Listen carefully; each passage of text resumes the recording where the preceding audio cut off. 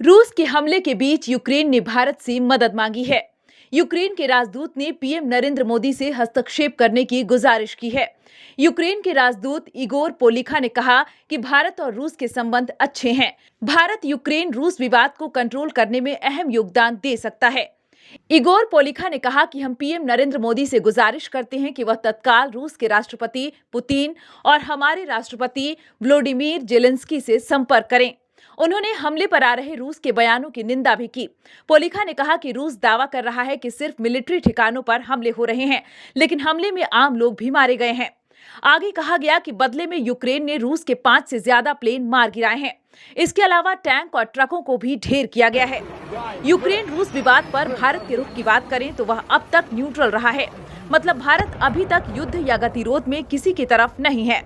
विदेश मंत्रालय की तरफ से गुरुवार सुबह भी कहा गया कि भारत का स्टैंड इस जंग पर न्यूट्रल है और उनको शांतिपूर्ण समझौते की उम्मीद है। इससे पहले संयुक्त राष्ट्र की आपातकालीन मीटिंग में भी भारत ने कहा था कि उसकी चिंता 20,000 भारतीय लोगों की सुरक्षा को लेकर है। यूक्रेन में बिगड़ते हालातों के बीच भारत ने वहां मौजूद लोगों के लिए नई एडवाइजरी भी जारी की है।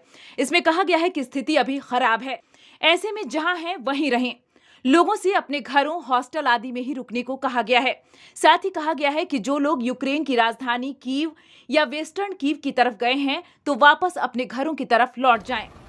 यूक्रेन में मौजूद भारतीय दूतावास ने कहा कि यूक्रेन के हवाई क्षेत्र को बंद करने के मद्देनजर विशेष फ्लाइटों को रद्द कर दिया गया है। भारतीय नागरिकों को निकालने के लिए वैकल्पिक व्यवस्था की जा रही है।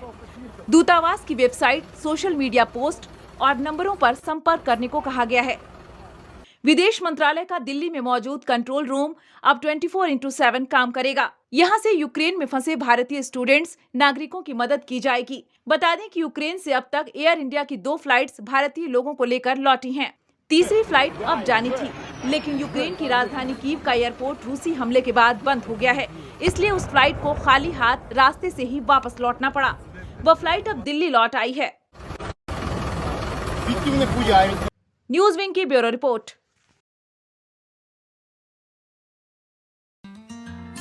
Giridih is a small place, and we have like very less facilities in terms of education and this kind of infrastructure.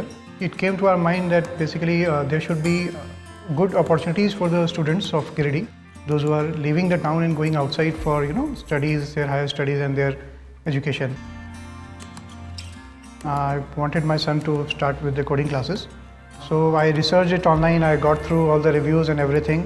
Then I got in touch with the White Hat representatives, and I was very happy with the progress and all how he was doing. So then I thought that why not to implement it in our school so that all the students are able to learn this thing. I started coding because we can make our thoughts real. We can interact with the computer. White Hat Junior is helping me to create a web browser. And I think on this part, White Hat is actually leading, on this coding platform. It is definitely a very good platform and one should implement in every school.